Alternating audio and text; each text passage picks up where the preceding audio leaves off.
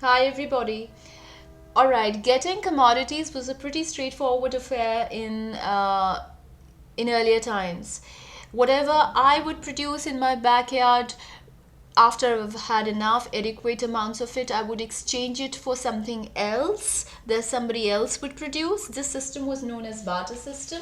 You know about it. All those people who've I know most of us have studied it in either our history text or the economic history, that there was a system called barter system, but not everybody produced everything, because there were people who were into service rendering services as well, like somebody would pull a bullock cart and somebody would work at a landlord's place and somebody would row a boat for people and so on. So what would those people do who would not produce anything in their backyard? What they did was to buy those products, and that's when the concept of coins came up. Currency came much later, but coins came much earlier. So what exactly happened? How would you decide what would be a price of a particular thing?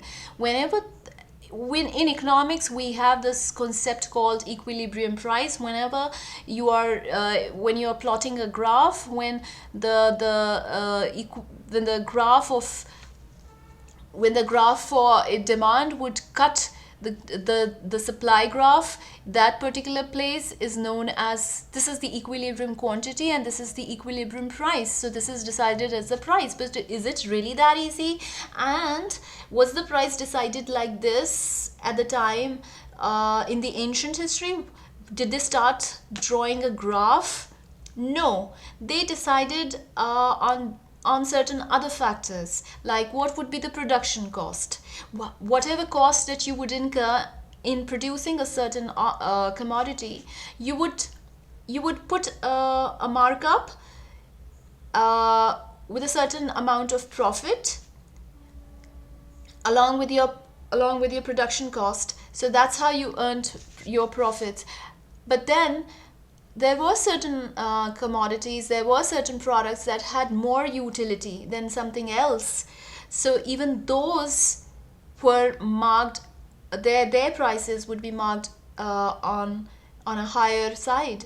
And then when you saw there was a lot of competition in the market, so you did not you could foresee that you would not have a monopolistic power.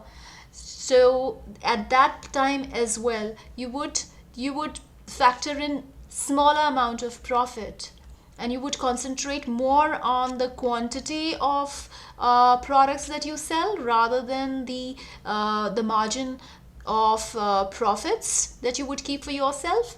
And then the of late, marketing methods is also one of a very important factor in deciding the price.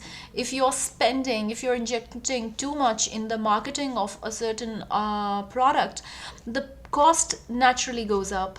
There is something else as well, which I'm talking last, but never but it's not the least. It's one of the most important factor, and this is the tax and the duties that you pay on the products that you manufacture. These are the taxes and the duties that the government levies. Now we are talking about the modern times here.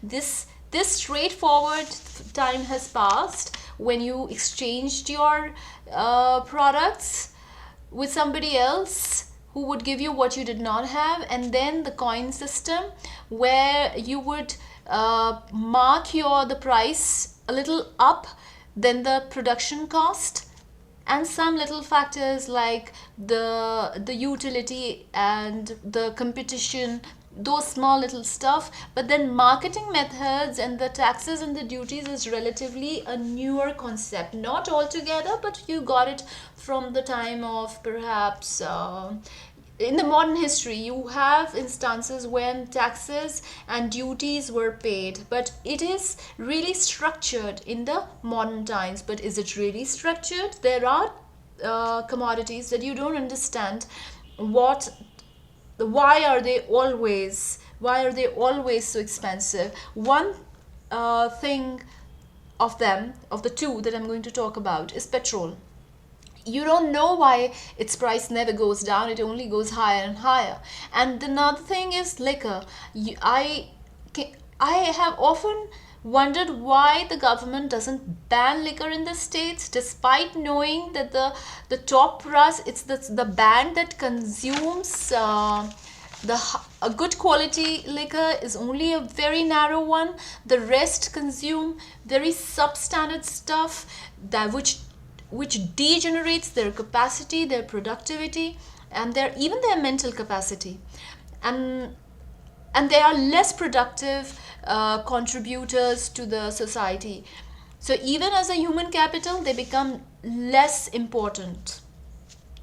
So what I found with petrol, which this bit I'll explain later, that prior to 2010, when the deregulation of fuel did not happen, and it happened by and by after 2010, they always spoke that the deregulation of fuel in the country might bring respite to the people, because the prices would no longer be administered by the government, and it would just move along the demand and supply forces in the world market. But here we are. The petrol prices are quite high these days, above 80, I guess, the last I checked. So on finding and on breaking up the price, and I'm just talking about the two main factors here, the two main factors that contribute to such a jump in the petrol price.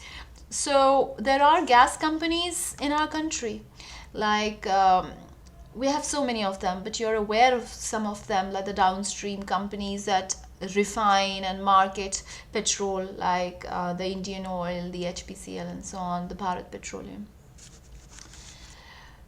Alright, so they refine it and they bring it into the market, and that price is around 30-35.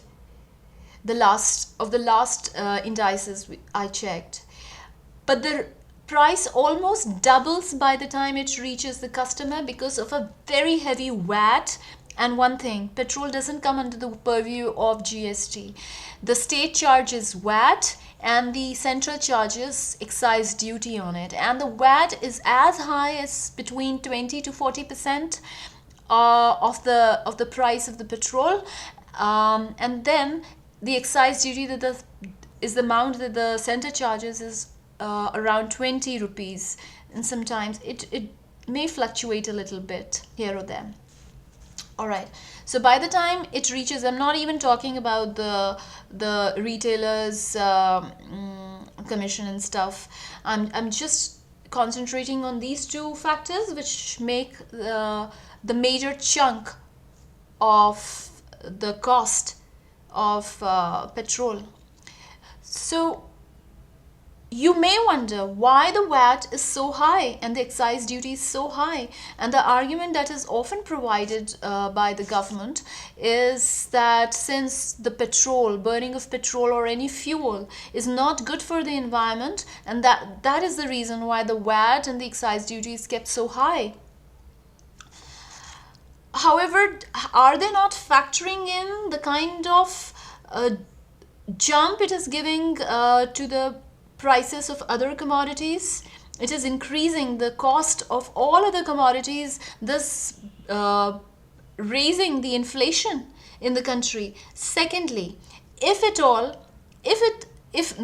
no question of if at all, burning of fuel is indeed not good for the environment. But then, why does India not produce environment friendly fuels like ethanol, like more dependence on natural gas, and there are better qualities of petrol as well? Why on this basis, gas companies are not asked to bear some burden of the tax?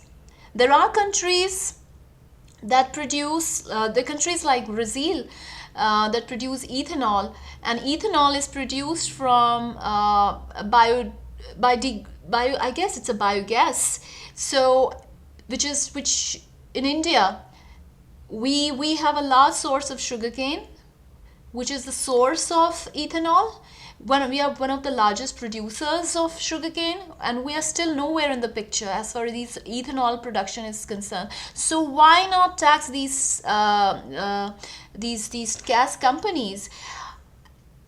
People may have read that companies like Indian Oil and other companies like ONGC and other gas companies are one of the highest profit making companies in the country.